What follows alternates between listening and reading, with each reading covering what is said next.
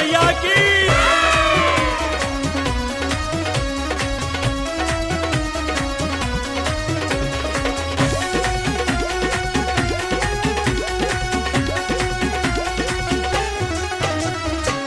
एक हरियाणा का जाट माता वैष्णो देवी के दर्शन करने की सोचकर अपनी जाटनी से कहता है कि तुम मुझे बाजरे की रोटी, माखन, लस्सी व गुड़ मुझे दे दो। मैं माता को जाकर खिलाऊंगा, भोग लगाऊंगा।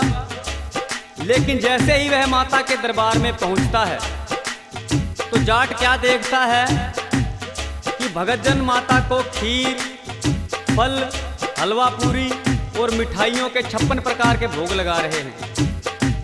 तो जाट दरबार में मैया के सामने के बैठता है और अपनी गठड़ी खोल के मैया से क्या कह रहा है? पर शेरा वाली मैया की।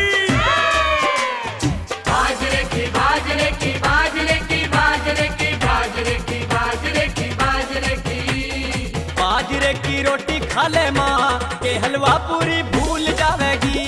बाजरे की रोटी खा ले